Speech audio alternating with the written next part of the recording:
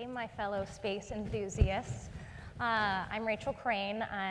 Like the introduction said, I am CNN's space and science correspondent, and I am so glad to join you all today for this very important conversation about revolutionizing science from the ground to orbit. Hopefully everybody will leave here today in complete awe of all of the incredible science being conducted on the ISS, as well as inspired by the new capabilities and possibilities for microgravity research.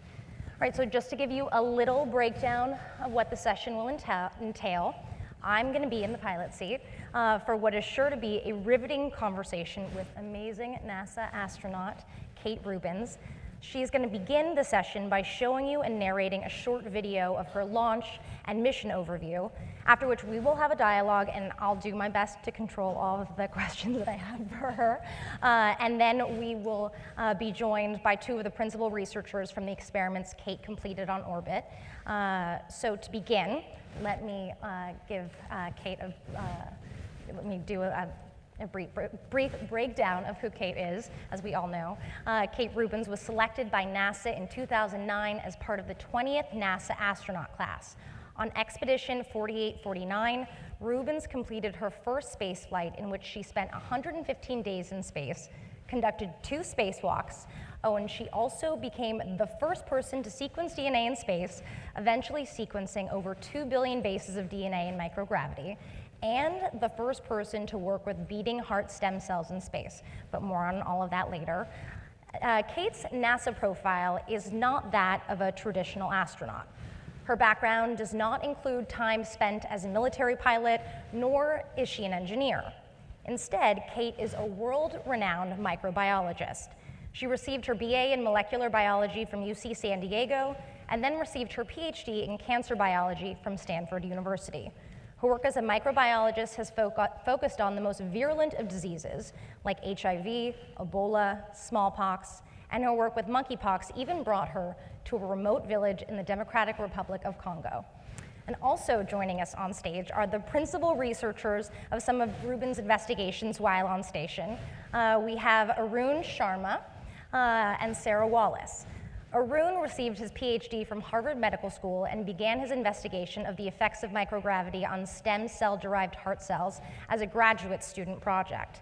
He's been recognized in Forbes 30 Under 30 for scientific achievement, and Sarah is a NASA microbiologist at Johnson Space Center who works to reduce the risk of an astronaut getting sick from an infectious microorganism and to prevent microbes from messing with the systems of ISS. She is part of the biomolecule sequencer group, and it was her work with Rubins that showed that DNA could in fact be sequenced in space. She also loves Elvis, which is awesome because he's great, and she went to space camp, and she says she went to the cool one. All right, so to kick all this off, Kate, why don't you show us your launch and mission overview video? Yeah, absolutely. If we can play the video that we've got. This is a little bit about Expedition 48 and 49 on board the International Space Station. So we launched July 7th, just over a year ago. And this is kind of the culmination of about 2.5 years of training. By the time you get to launch morning, which is very, very early, you're in the middle of the desert in Baikonur, Kazakhstan. And we suit up in our Sokol suits. We do a pressure check because this is our life-saving equipment in case the capsule depressurizes. And we walk out and actually report to the Russian Commission. And this is where we really get finally certified to get on board the rocket. And we're certified for spaceflight. So we walk up these stairs, we get on top of the rocket, and that's where the training stops and real life actually begins. So this is nothing like the sim. When it actually launches, you're very aware that you are leaving the planet. But we had a 2-day trip to the International Space Station. And I have to say, opening the hatch to the space station for the first time, we spent a lot of time in the sim. The walls are familiar, the equipment is familiar, but there's nothing like actually seeing the space station for the first time and seeing how big it is, how beautiful it is, and how high fidelity the actual flight hardware. Everything's very shiny on the outside as you come up to it. So we came in and we were very excited to see our crewmates, Jeff and Alexei and Oleg, who are up there already. Of course, one of the first things that you have to do when you get in is do a news conference. This is after you've been in the space station for about an hour and nobody's feeling very good, so you have to balance and try to not look queasy on camera. One of the very first activities we had actually less than 72 hours after launch was getting the Dragon SpaceX 9 vehicle. And so we have to actually capture this vehicle working in teams with the robotic arm. This was incredibly exciting to us because the vehicle brought the international docking adapter, and so this is a piece of hardware that's going to allow us to dock commercial crew to the space station.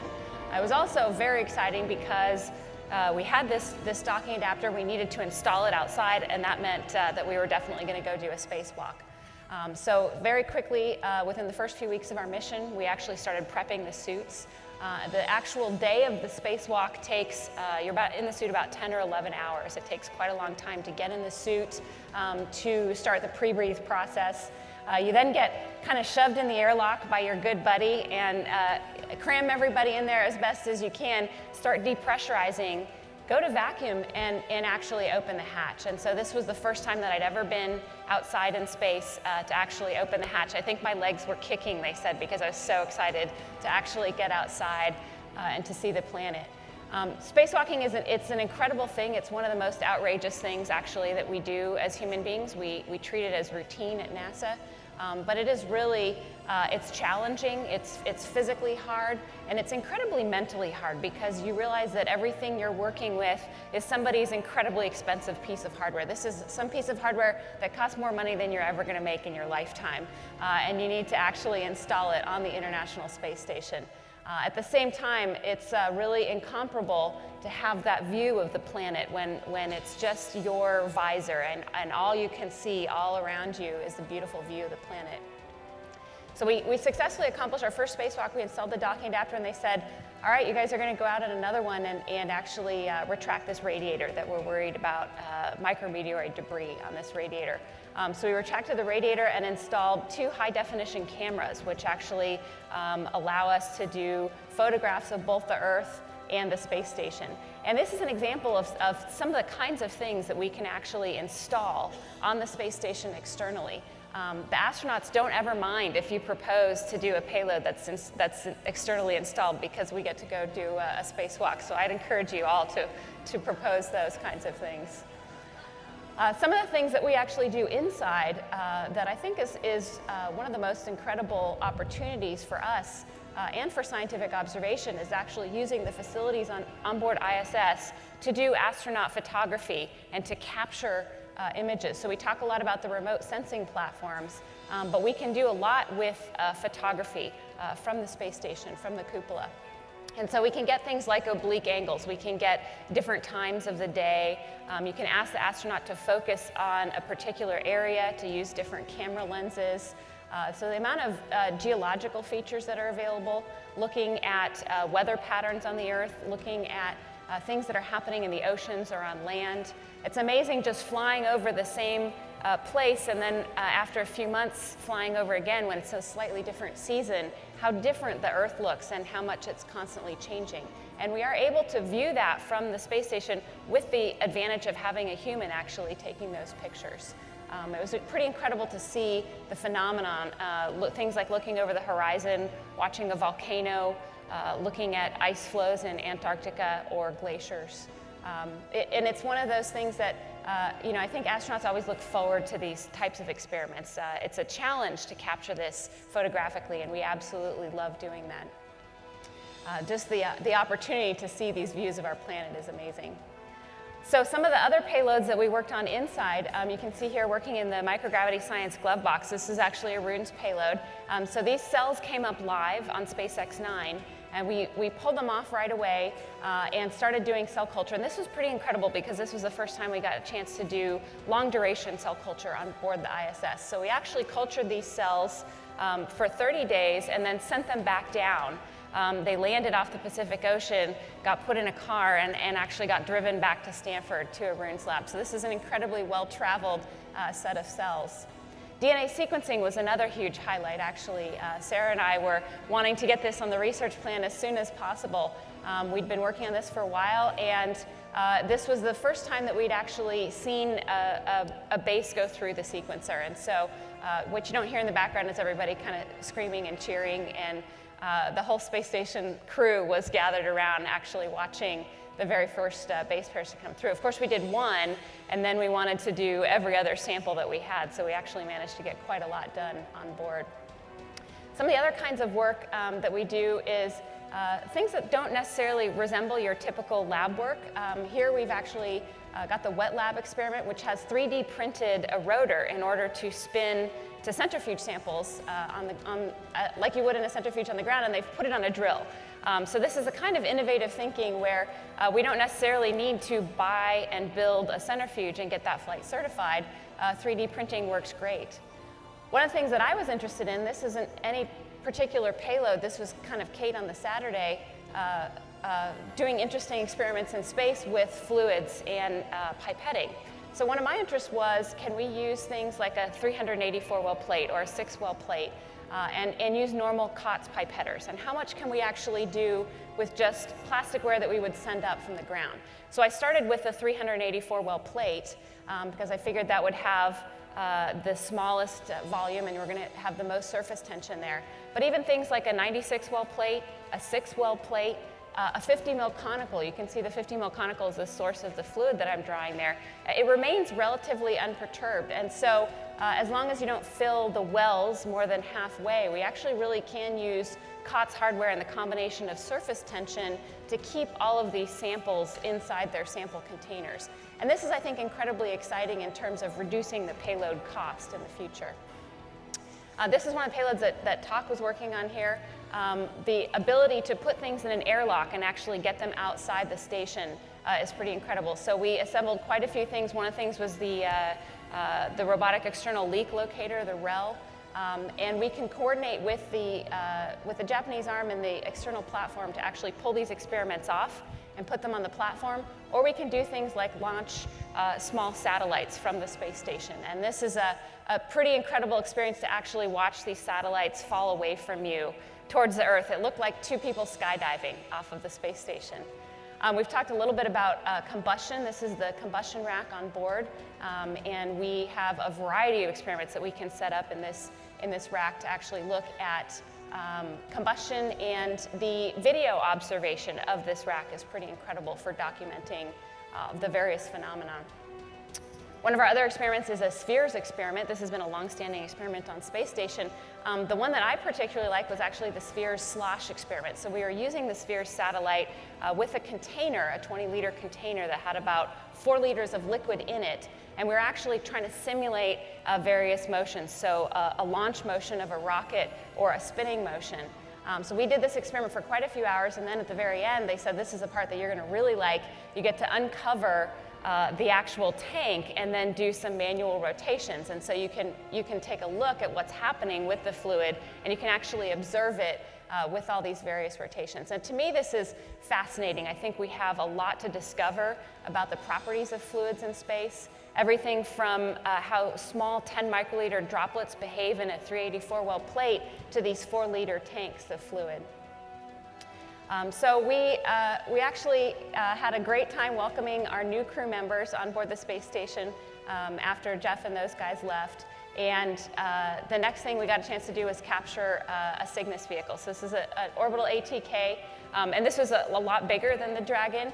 It's module sized and actually brings us a huge amount of cargo. So we were so excited to capture this beautiful module, and then we open the hatch and we look around and we're like, wow, this is a lot of science and consumables and supplies that we're going to need to unpack now. It's actually pretty magnificent what we've got established as a logistics supply to the space station.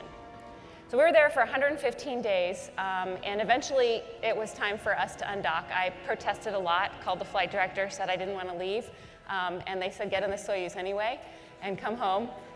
So we undocked, and you do the deorbit burn after a few revs around the planet. So you're just in this tiny Soyuz going around the planet. Then you fire the engine to deorbit, and pretty soon thereafter you start encountering the atmosphere. And it's actually, I think, pretty fantastic to return in a Soyuz. You're returning inside this little bell-shaped capsule, and you really are in the middle of a meteor that's burning up. It doesn't get too hot inside the capsule, but there's certainly plasma outside. You see things coming off the vehicle. You actually see the heat shield ablating, and it feels like you're going to be pretty excited if you actually survive any of this. So when the parachutes open, that's a very good feeling. Everything stops rocking around, and you have a few minutes. You know what's coming, though, because the Russians always say soft landings with a wink.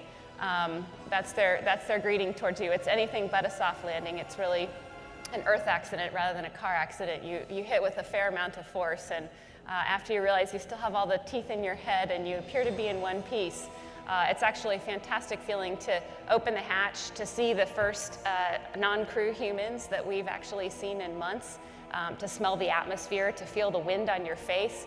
And our crew really had this feeling of being back at home on our planet again. We knew that we had a good mission. We really enjoyed all of the science that we did up there, but we were very happy to be back on the Earth and reunited with our fellow Earthlings after being in space for 4 months.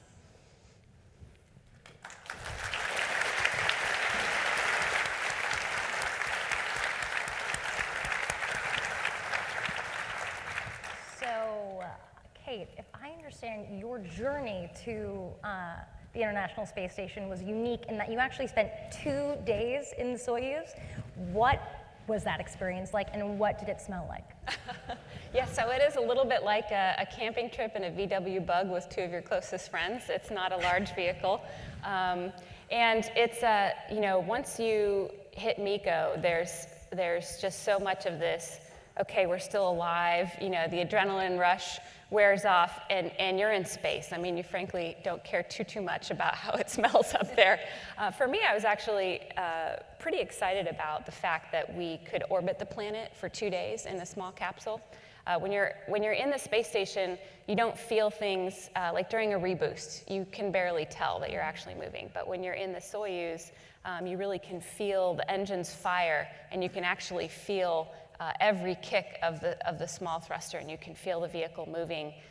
You can tell the structural nature of it. It's to me, it was a throwback to the early days when we had people orbiting in these really small capsules. So I thought it was a unique opportunity, and I didn't mind being in that small space because it was such a one-time experience. So you didn't mind for doing it for 2 days, even though most only do it for like a couple hours? No, it wasn't bad. So, Kate, what motivated you to go into the sciences? So when I was little, actually, I always wanted to be a scientist. That was always in my list. I wanted to be a biologist, a geologist, and an astronaut, all 3. I got really interested in recombinant DNA. Actually, I went to a conference on recombinant DNA, and I'd participated in some public health programs and started getting into HIV, into virology, and I'd also gone to space camp as well. And so, the cool one? Yeah, the cool one. So all 3 of those things were kind of kicking around. So tell us about the training that you did here on Earth.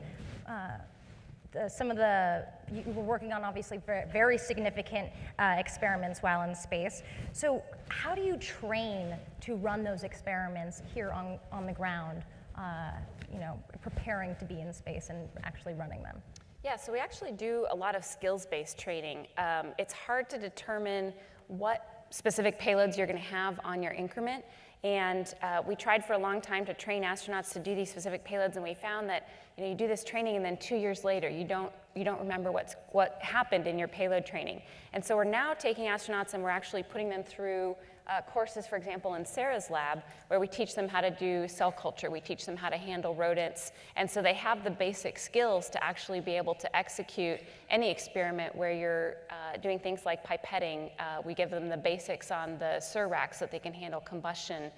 We teach them what we're looking for when we're analyzing things coming out of the 3D printer. And so we give them this basic set of skills, and then through the procedure and often through talking to the PI during the experiment, we can get this experiment executed at a really high level of quality. So beyond the whole microgravity thing, what are the major differences between a space-based laboratory and a ground-based laboratory? Yeah, so in space, you actually always have to think about what you're holding on to. and how you're going to secure it. So if you have a few things in your hand and you let them go, they're gone, and you're looking for them. So if you ever watch on video of the space station and astronauts doing this, it's because they've just lost something and they can't figure out where it is. And it's probably floating behind a rack. I think we found Julie Payette's spoon up there. So it's one of these things that you don't think about too much on the ground because you have the luxury of putting things down on your bench and they generally don't walk away too much.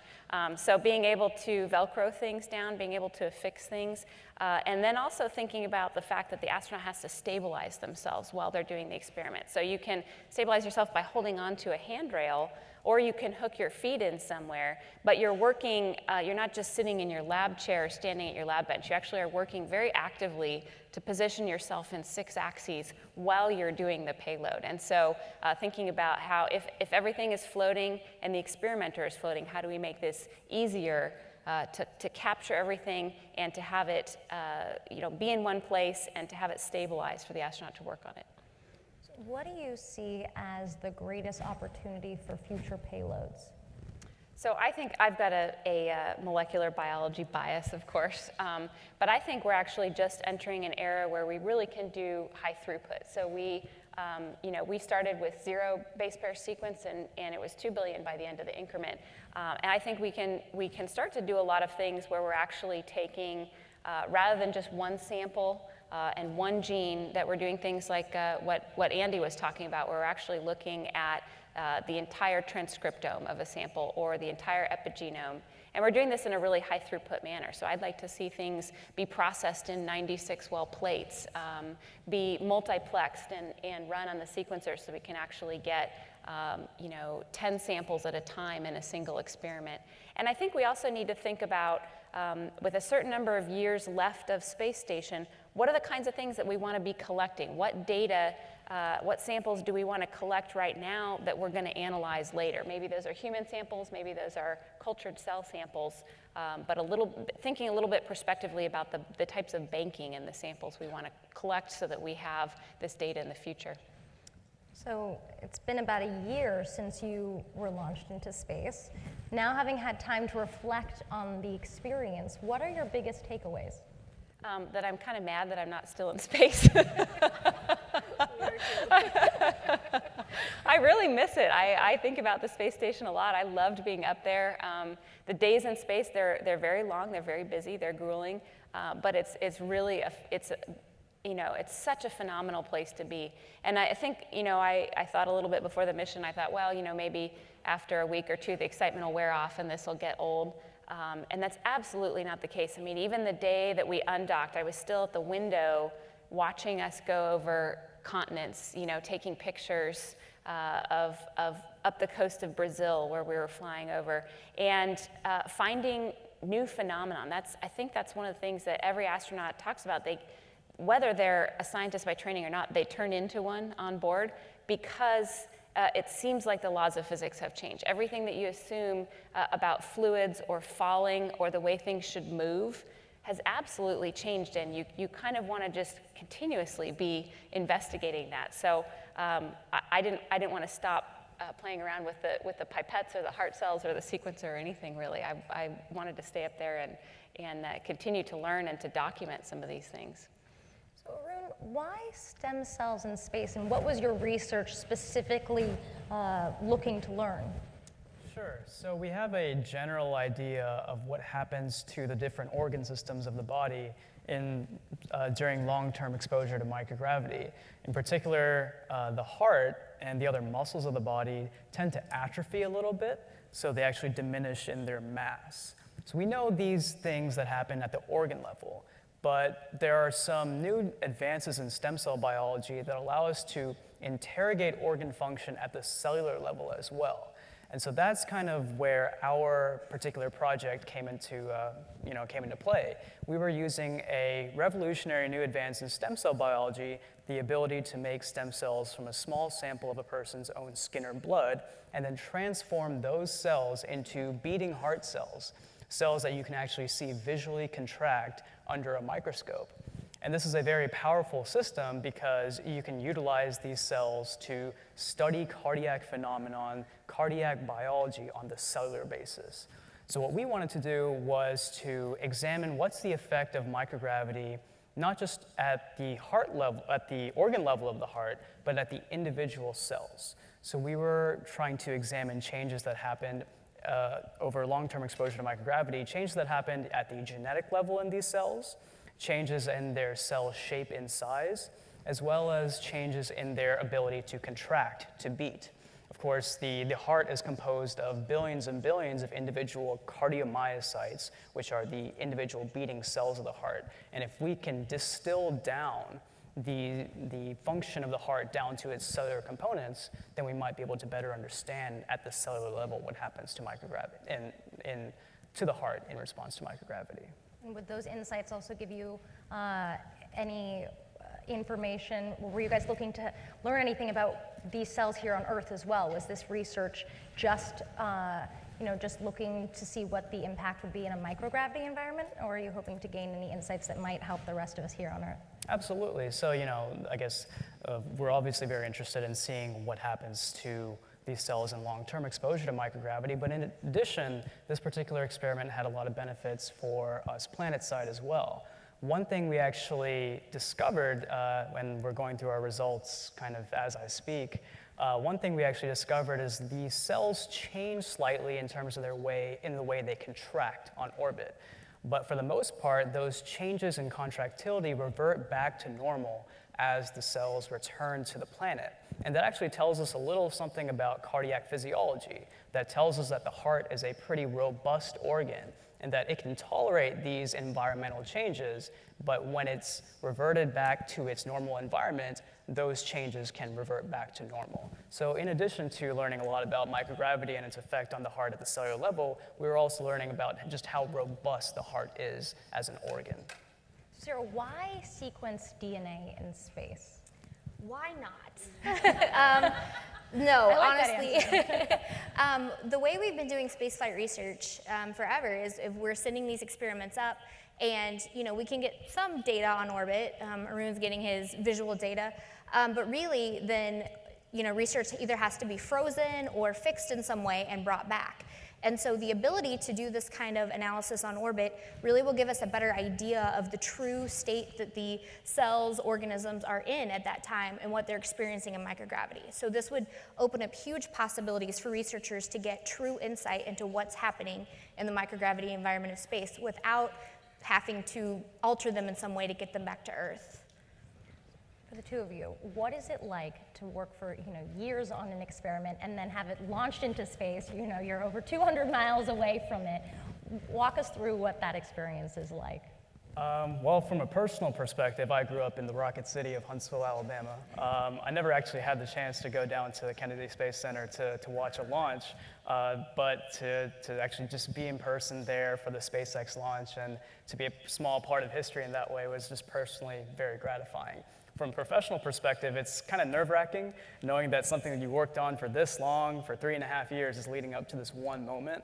And we were very fortunate in that our launch went very well, thanks to our implementation partners in Bioserve Space Technologies, everyone at CASIS, as well as the team at SpaceX.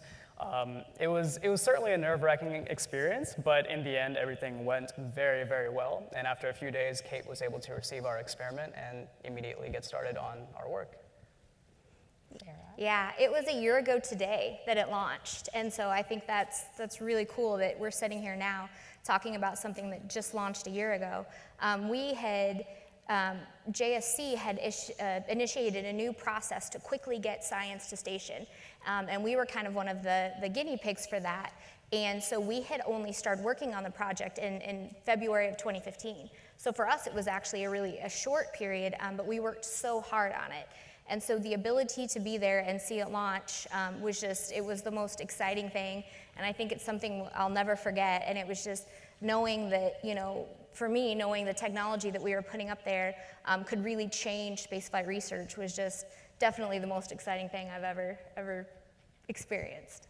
So Kate, as an astronaut on the ISS, you are the eyes, the hands, the ears of the researchers. So what's running through your head when you're running these experiments? Yeah, I think working with some of the payload developers, you know what goes into these experiments. And so the rest of the crew would kind of joke when I was getting ready to pull out the heart cells or the sequencer. They're like, do not bother Kate. She's taking care of her stuff. She's got her babies and she's feeding them, and just don't get near her because she's focused on this. But it was really, you end up caring a lot about the experiments. It is something that, you absolutely want to make it work. And I think, we actually have moved towards a set of experiments where it's very predetermined, right? We send things up. We have the astronauts follow the procedure step by step, and we get the data back. And I'd like to see us do some of the kinds of things that we were actually doing, where we were doing some more iterations. So, for example, with Arun's experiment, we were actually looking at it and looking at the cell culture when we changed the media, looking at the bubbles, looking at different techniques to feed the cells and to change the media without introducing bubbles, and actually making those observations and going back and forth over space to ground. And with Sarah's experiment, we had initially started, we were going to do 3 samples. They needed to verify it in triplicate. And I remember at a meeting a few years ago, we said, why don't we just triple that? Why don't we just send 9? And that way, if some of them don't work, we can actually do some troubleshooting. And that ended up being really valuable. We were able to use the rest of those 9 samples to do things like test the flow cell age. And so things that weren't necessarily initially in the experimental plan as your primary objective, but because we sent just a few more tubes up, we actually were able to work and in real time add to the experiment, change the experiment based on some of our initial observations. When we have this platform and we've got more crew time up there and we've got these long duration flights, we can actually take some experiments, get some data in real time, and I think do some additional follow-on experiments. I think that's really exciting for researchers. Sarah, as a researcher, what are you excited about? I mean, where is this all going? What's next for you? Well, so I am a microbiologist at the Johnson Space Center, and so while I'm very excited about the sequencer for everybody's research, I'm really kind of biased about using it for microbial analysis. So what we're doing now is, when Kate did it, she had sequenced DNA that was from a virus, a bacteria, and a mouse, just to show that any DNA can be sequenced by the sequencer. So what we're doing now is we have started collaborating with the Genes in Space program that has mini PCR that was already on board. So with that, we can amplify DNA. And so what we've been able to do now, it's called Genes in Space 3, and we've been able to send up some more DNA, and actually Peggy, who's on board, has been able to amplify it and then prepare it for sequencing and actually sequence it. And so where that's going is, next month we have planned to take one of the microbial samples that the astronauts collect and culture on board as part of our medical operations, monitoring the environment, actually take some of those, which normally we don't know what they are until we get that sample back on the ground. But we're going to take it and put it into our Genes in Space 3 process, where we'll actually identify unknowns for the first time in space. So that's really what I'm most excited about. Pretty cool. Yeah. And Arun, I know you mentioned that you now are getting back some of the data from the investigation. Can you tell us a little bit more about what you've learned thus far? Sure, absolutely. So we're still in the process of wrapping up some of the genetic analysis. Hopefully we're going to get things done by the end of the summer. One thing in particular that was really interesting that Kate was actually able to observe on orbit was that these cells, the heart cells, they actually contract, beat slightly different on orbit in comparison to their ground side controls. But the cool thing is, when these cells actually returned back to the planet, they actually reverted back to their normal beating rate. So that actually tells us something about the heart, something about how it's able to adapt back to the normal gravity once the experiment is over, once the astronaut returns back to the planet. Mm-hmm. So it's very informative, useful information that we can use to better understand cardiac physiology. And what's next for you? The next step, I would be really interested to take this 2D cell culture experiment and turn it into a 3-dimensional experiment, potentially even incorporate some of the high throughput aspects that Kate was alluding to. What if we could better understand not only how the individual cells of the heart function, but how they function in their native 3-dimensional environment? Could we send a sample of a 3-dimensional tissue, and perhaps could we send multiple replicates of the 3-dimensional tissue? That could be the next step that we could take to study cardiac physiology and microgravity. So Arun and Sarah, can you sort of walk us through what the process is like preparing your investigation to go to space? How much time is required, and was it worth it? Absolutely, 100%, without a doubt worth it. My day job is a microbiologist, and so having this payload was kind of on the side for me. But I mean, there's a team of 4 of us that were really core in getting this up there, and it was a lot of work. You have to go through a lot of processes just to make sure that what you're putting up there is safe and is not going to in any way harm the crew or harm the vehicle. And so things like just the reagents that we were flying to do the DNA sequencing, having to make sure toxicologically that it was safe, that was more work than I realized that would go into it. And just the whole process of making sure we could get everything flight certified. So it was a lot of work, and it was kind of our life for that period in time, and it still is. But I think that we see the potential of this, and so we're driven to keep pushing it forward, and definitely absolutely worth it. Oh, absolutely. I think scientifically it's the most rewarding thing I've ever been a part of. Yeah, I mean, I would do it again 100 times out of 100. It sounds like you would definitely do it again, Kate. Absolutely. In your dream world, if you were launching to space tomorrow, what types of experiments would you be hoping to work on? Yeah, I think there's some huge capabilities that we're building now on board station to actually really be looking at model systems. So being able to look at cell culture systems. I think the NCATs, the tissue chips experiments are going to be incredibly exciting, where we're looking at these 3-dimensional models of culture. I'd like to continue looking at cell culture of all different types of tissues and being able to get real-time readouts of those in board, whether they're microscopy. I think being able to do things like fluorescence microscopy would be incredibly exciting. I'm also of a microbial bent, and so I want to completely analyze the microbiome of the spacecraft and the astronauts. I think there's a huge amount of really interesting work that's out there that we have not discovered molecularly. We've taken a few samples from a few time points, but really doing time-intensive courses and doing genomic-type profiling where you're looking at everything that's present in the sample rather than just what can be cultured out of it.